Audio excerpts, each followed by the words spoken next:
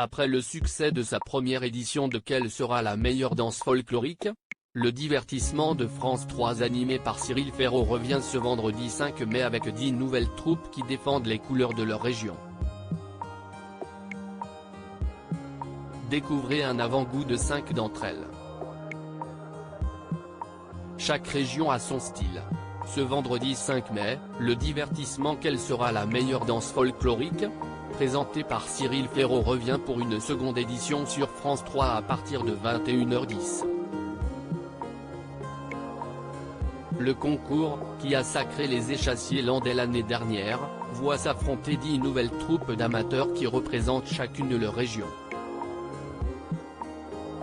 Elles seront départagées par un jury composé de Mareva Galanté, Vincent Niclot, Caroline Marjoridan et Laurent Lia, comme lors du premier numéro. Les jurés sélectionnent d'abord les 7 meilleures troupes, qui se produiront une seconde fois avec une nouvelle chorégraphie.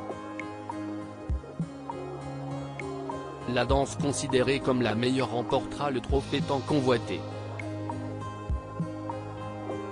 Voici un avant-goût de 5 d'entre elles.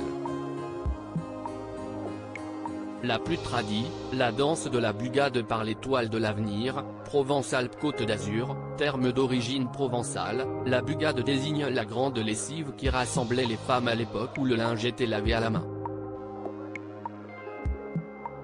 Un moment convivial le long des quais du Rhône recréé à travers une danse. Autour de bassines, les danseurs enchaînent les pas avec d'immenses draps pour accessoires. Une vraie scénographie qui raconte une histoire tirée du patrimoine.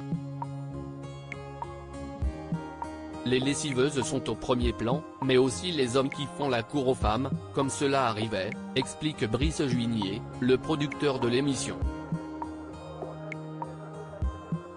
La plus explosive, la danse du feu par Tahiti, Polynésie, le point fort de cette danse ancestrale consiste à faire tournoyer un bâton enflammé. Dans cette troupe polynésienne, celle qui en est chargée a seulement 16 ans et a commencé à pratiquer à l'âge de 4 ans.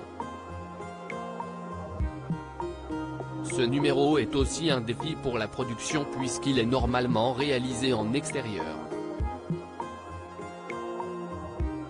On a été extrêmement vigilant sur les produits inflammables utilisés et on a limité les répétitions au maximum. 4 pompiers se tenaient prêts à intervenir en cas de pépin, explique le producteur. La plus technique, la bourrée en sabot par la sabotée sancerroise Centre-Val de Loire, cette danse est inspirée par les paysans du Berry, qui allaient travailler dans les champs en sabot. Exécuter des pas dans des chaussures en bois selon un rythme calé au millimètre relève de la prouesse. Papier journal, chaussettes épaisses, paille, chacun y va de sa technique pour caler ses sabots dont la taille est inadaptée.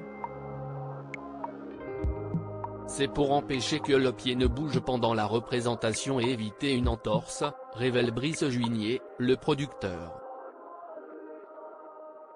La plus intense, le Guaoka par les ballets de Khmro de l'EJSF, Guadeloupe, combinant instruments, chant et danse, le Guaoka est né dans les plantations comme moyen d'expression de la souffrance liée à la traite négrière au XVIIe siècle. Bien qu'elle soit chargée d'histoire, cette danse reste particulièrement énergique et sensuelle. En symbiose totale, la troupe danse sur la musique live, et pas enregistrée.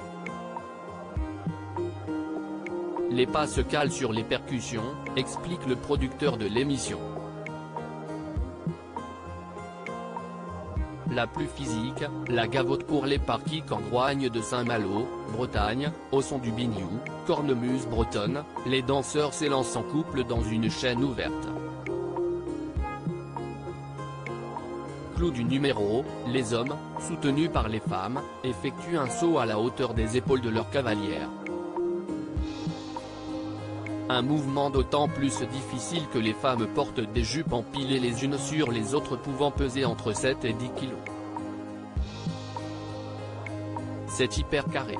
Leur force, si est-il leur rapidité, analyse le producteur. À lire aussi je n'ai jamais buzzé dans ma propre émission, Cyril Ferraud part en fou rire dans le Grand Slam.